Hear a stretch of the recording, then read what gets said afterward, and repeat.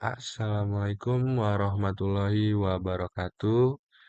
Perkenalkan, nama saya Raditya Ramadhani dengan NIM 12554900026.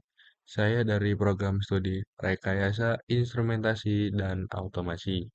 Jadi, di video saya kali ini saya akan membahas pengenalan teknik instrumentasi dan kontrol proses di industri.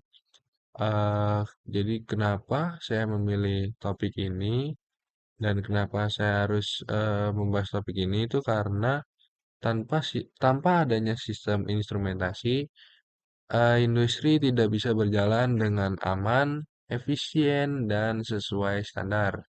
Jadi mungkin kita bisa membayangkan industri tanpa alat ukur gitu. Kita nggak tahu suhu, tekanan, atau mungkin aliran bahan di dalam pabrik. Jadi apa akibatnya?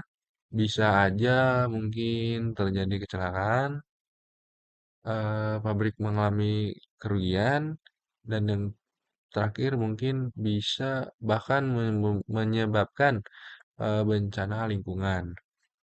Jadi apa sih tujuan saya eh, pada video ini? Yaitu ada tiga.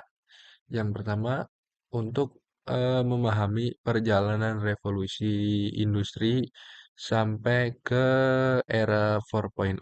Terus yang kedua, mengenal tantangan dan inti revolusi industri 4.0. Dan yang terakhir, ketiga itu memahami peran instrumentasi dalam industri modern. Seperti itu, kita next ke slide yang kedua, tantangan revolusi industri 4.0. Di sini industri yang ke satu 1.0, mechanization, steam power, weaving loom. Yang kedua industri 2.0, mass production, assembly line, electrical energy. Yang ketiga industri 3.0, automation, computer, dan elektronik. Dan yang terakhir, industri 4.0, cyber physical system, Internet of Things atau IoT, dan networks. Jadi, ini mungkin bisa dibilang sejarah, sejarah revolusi industri. Mari, jadi ayo kita lihat atau dengar apa? Biarkan saya menjelaskan sejarahnya. Jadi di revolusi industri 1.0 yang berada di abad ke-18, ciri utamanya itu adalah ditemukannya mesin uap oleh James Watt. Kita bisa lihat di slide yang ini. Nah, ini ada gambar kereta dengan mesin uap ya. Nah, di sini tuh mesin uap digunakan di pabrik tekstil, tambang batu bara, dan yang terakhir transportasi kereta api. Mungkin contohnya sebelum mesin uap, produksi kain tuh membutuhkan banyak tenaga manusia dan ketika atau setelah mesin uap masuk ke industri, satu pabrik satu pabrik itu bisa memproduksi ribuan meter kain dengan tenaga lebih sedikit gitu. Terus yang kedua ada revolusi industri 2.0 yang di mana abad ke-19. Jadi itu listrik mulai digunakan di pabrik, lahir lahirnya lah konsep produksi massal dan ini perakitan. Henry Ford yang tadi saya baca-baca itu memperkenalkan assembly line untuk mobil. Jadi hasilnya mobil yang tadinya hanya atau cuma dimiliki orang kaya bisa diproduksi lebih murah dan dijangkau masyarakat luas. Revolusi ini juga membuka lapangan kerja baru karena butuh banyak teknisi listrik dan operator mesin. Selanjutnya, revolusi industri yang ketiga di abad 20, komputer, elektronik, dan otomasi. Itu semua ketiganya masuk ke dunia industri. Mesin udah nggak hanya digerakin manusia, tapi juga udah kendaliin komputer. Contoh nyatanya industri elektronik di Jepang. Yang kita paling familiar itu contohnya kayak merek Sony yang apa mengandalkan robot dan komputer untuk merakit komponen gitu. Dan kita lanjut ke yang terakhir, revolusi industri yang keempat di abad 21 atau yang di era sekarang. Jadi di sini tuh sistem cerdas memungkinkan konvergensi dunia digital dan fisik, Internet of Things, data, people, and service. Em, ini ya dunia fisik dan digital itu udah menyatu gitu, ngeblend Internet of Things atau IoT, Big Data atau data besar, Artificial Intelligence, Intelligence atau AI, dan Cyber Physical System menjadi inti gitu. Contoh sederhananya Smart Factory di Jerman, di mana mesin bisa berkomunikasi satu sama lain tanpa campur tangan manusia gitu. Bahkan setahu saya di Indonesia pabrik otomotif itu udah mulai yang namanya nerapin robot welding otomatis yang terhubung ke sistem monitoring real time. Jadi teman-teman bisa lihat setiap revolusi itu mengubah cara manusia bekerja dari yang semulanya yang pada awalnya itu menggunakan tenaga otot, terus menggunakan mesin, terus muncul listrik, menggunakan listrik, terus muncul juga komputer, jadi pada menggunakan komputer, dan hingga yang era sekarang ke sistem pintar gitu. Nah, kalau tadi itu mungkin sejarahnya, saya selanjutnya itu saya akan bahas tantangannya gitu. Industri 4.0 itu punya banyak peluang, tapi juga punya banyak tantangan. Contohnya yang pertama tuh integrasi digital dan fisik. Mesin, sensor, dan komputer tuh harus bekerja dalam satu jaringan, terkoneksi dalam satu jaringan. Kalau ada gangguan, pasti seluruh sistem itu bisa trouble atau terganggu. Terus sumber daya manusianya, pekerja juga butuh namanya hard skill atau keterampilan baru, bukan sekedar operator mesin, tapi juga paham tentang data, sistem, dan keamanan. Terus ada keamanan data. Industri itu menghasilkan data besar yang bervalue atau berharga. Kalau bocor, mungkin bisa ngerugiin perusahaan tersebut. Terus yang terakhir ada biaya investasi, ya cost-nya. Itu membuat pabrik cerdas tuh butuh modal yang lumayan besar dan mencakup biaya yang lumayan banyak. Nggak semua perusahaan menyanggupi. Contoh nyata, PLN itu mulai memasang smart meter di rumah-rumah. Tantangannya itu bagaimana menjaga agar data pelanggan aman dan jaringan listrik itu tetap stabil. Oke, saya sudah menjelaskan tentang tantangannya. Soalnya di sini ada slide inti revolusi industri 4.0.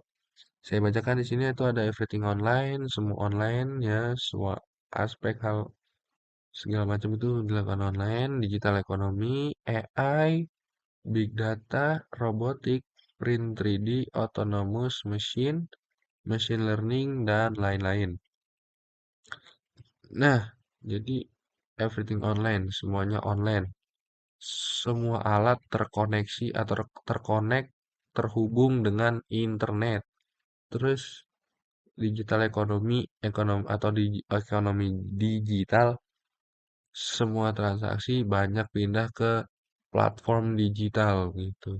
Terus artificial intelligence atau AI.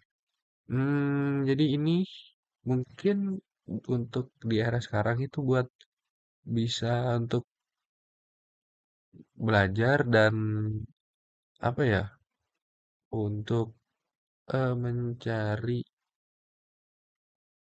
mungkin ya, mungkin untuk membantu kita untuk melakukan pekerjaan sehari-hari. Contohnya aplikasi Google Maps yang bisa memproduksi lalu lintas seperti itu. Dan ada big data. Big data itu data dalam jumlah yang besar dikumpulkan dan dianalisis untuk mengambilkan keputusan. Terus ada robotik atau robotika, robot yang digunakan dalam pabrik otomotif, kesehatan hingga logistik. Terus ada 3D printing. Ini untuk produksi bisa dilakukan dengan cepat dengan printer 3D. Gitu. Di Indonesia, contoh yang sedang di developing atau berkembang tuh adalah penggunaan AI untuk analisis cuaca pertanian sehingga petani bisa tahu kapan waktu tanam terbaik. Lanjut ke pengenalan teknik instrumentasi. Next, di sini saya akan bacakan instrumentasi mempunyai peran penting dalam proses produksi di industri, khususnya yang menggunakan teknologi otomasi. Terus yang kedua, setiap sistem produksi membutuhkan pengukuran dan pengendalian variabel proses produksi untuk mendapatkan produk yang sesuai dengan spesifikasi. Yang terakhir, kesalahan dalam instrumentasi akan berakibat kesalahan proses kontrol sehingga akan mengalami yang namanya kerugian. Nah, jadi eh apa ya? Instrumentasi itu adalah sistem untuk mengukur, memantau, dan mengendalikan variabel proses di industri. Jadi tanpa instrumentasi, pabrik ibarat manusia tanpa indera, indera, ya semua indera. Jadi kita nggak tahu suhu, tekanan, atau arus yang sedang berjalan gitu. Contoh nyatanya di industri makanan, suhu pasteurisasi susu harus tepat. Kalau rendah, bakteri mungkin masih bisa hidup. Kalau terlalu tinggi, kandungan gizi yang hilang gitu. Di pembangkit listrik, kalau kita nggak tahu nih, tekanan uap di boiler itu harus dijaga. Kalau terlalu tinggi bisa meledak. Jadi kesalahan dalam pengukuran tuh emang bisa dibilang fatal. Jadi itu sebabnya instrumentasi disebut jantungnya industri gitu. Apa kita lanjut aja nih? Mungkin kita akan lanjut aja kali ya ke slide yang berikutnya. Definisi instrumentasi: the art of composing, orchestrating, or arranging for an instrumental ensemble. Jadi instrumentasi ini emang berawal dari kata instrumen ya. Di sini ada composing, orchestrating, or arranging. Terus yang kedua ada the use of rods, screw, plates, hooks, wires, bolts, etc. to correct and stabilize abnormalities of the spin. An electrical or pneumatic device placed in the field to provide measurement and control capabilities for the system. Dan yang terakhir, instrumentasi berkaitan dengan pengukuran dengan alat baik langsung maupun tidak langsung untuk mengukur atau mengendalikan variabel proses.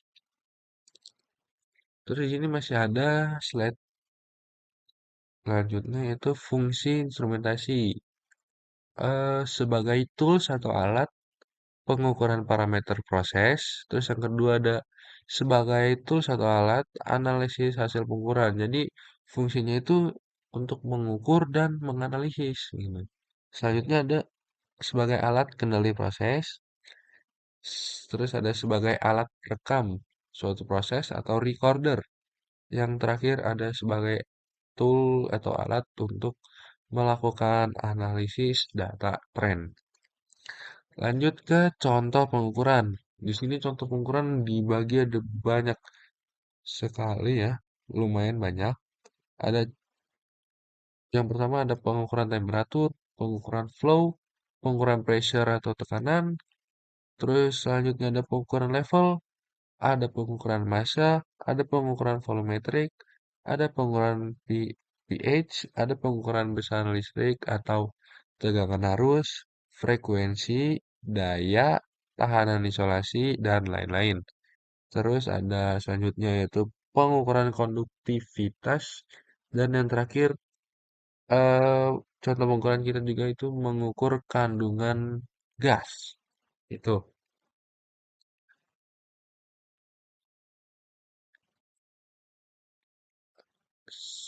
Oke, kita next. Oh enggak, mungkin saya kasih contohnya dulu. Hmm, jadi di sini ada pengukuran. Oh enggak.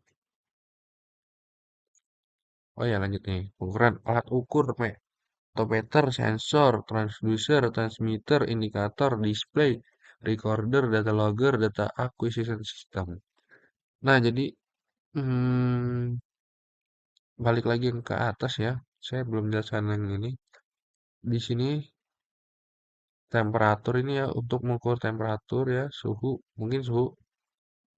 Terus ada flow, ini untuk mengukur yang namanya laju aliran. Terus ada pH, ini yang saya tahu-tahu aja. Terus pengukuran pH ini tuh kalau nggak salah untuk mengukur keasaman nih. Terus ada volumetrik, saya tahu. Mungkin di sini, mungkin yang saya tahu lagi tuh pengukuran untuk voltmeter dan ampere meter untuk di listrik.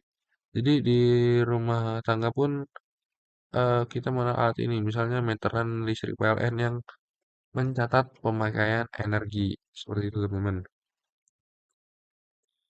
Lanjut ya, lanjut. Ini tadi sudah dibacakan.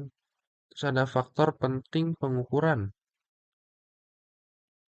Angka atau nilai pengukuran yang tunjukkan alat ukur. Jadi pengukuran tuh udah pasti memiliki unsur angka ataupun nilai. Seperti itu. Terus ada metode atau cara melakukan pengukuran besaran yang diukur. Ada alat yang digunakan atau device untuk melakukan pengukuran. Dan yang terakhir ada satuan atau unit. Nah, ini faktor penting. Hmm, hmm, sebentar, set. Oh, udah mau habis. Faktornya.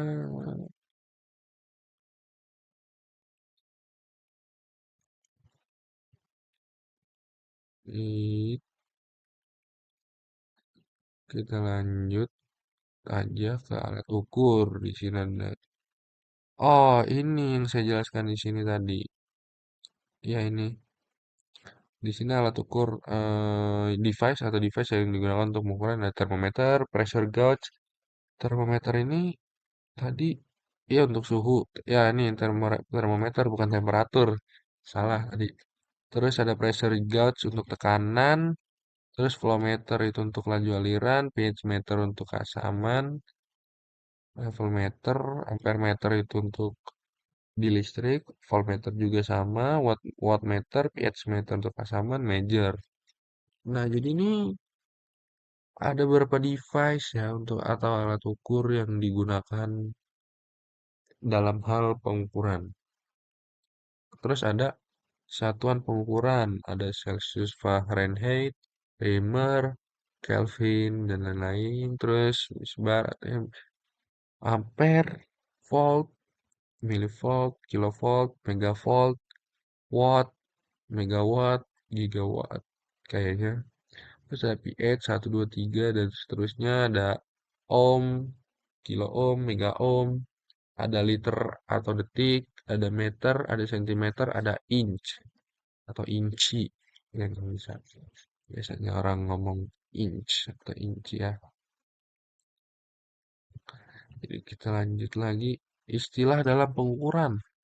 Istilahnya ada beberapa istilah ya di sini kayak accuracy, atau keakuratan, ada sensitivity atau sensitivitas, ada precision atau presisi, ada range, range ini mungkin jarak, ada subdivision, ada error atau kesalahan galat, ada hysteresis, ada stability, ada repeatability. Jadi, eh, ini beberapa faktor penting ya. Yang akurasi itu mungkin untuk seberapa dekat hasil dengan nilai sebenarnya untuk akurasi. Terus presisi, presisi itu seberapa konsisten hasil pengukuran. Terus error, error itu selisih antara hasil dan nilai sebenarnya. Terus sensitivitas itu mungkin kemampuan mendeteksi perubahan kecil. Terus contoh sederhananya itu apa ya? Oh, termometer digital di rumah sakit. Kalau akurasi rendah, bisa salah diagnosis seperti itu. Oke, ini sudah di slide yang terakhir atau slide terima kasih. Jadi, hmm, untuk apa ya? Mungkin bisa berdiskusi di kolom komentar. Jadi, mungkin apa kalian pernah nih melihat alat ukur di lab atau laboratorium atau pabrik? Terus, kayak yang kedua itu contoh instrumentasi yang kalian pernah temuin di sehari-hari itu apa? Terus, em, apa isu terkini, misalnya peran IoT dalam smart city atau penggunaan sensor di transportasi, itu yang kalian tahu juga, Pak. Oke, mungkin cukup penutupnya. Selanjutnya ke penutup. Jadi saya tadi selama ini udah bahas yang namanya revolusi industri dari 1.0 sampai 4.0. Terus udah bahas juga tantangan, terus udah bahas juga inti revolusi industri 4.0, terus udah bahas peran vital instrumentasi dalam industri. Jadi, saya harap teman-teman bisa melihat bahwa instrumentasi itu bukan sekedar teori, tapi mungkin aplikasi yang nyata yang memengaruhi kualitas hidup kita. Jadi, terima kasih atas perhatiannya, teman-teman. Kurang lebihnya saya minta maaf. Wassalamualaikum warahmatullahi wabarakatuh.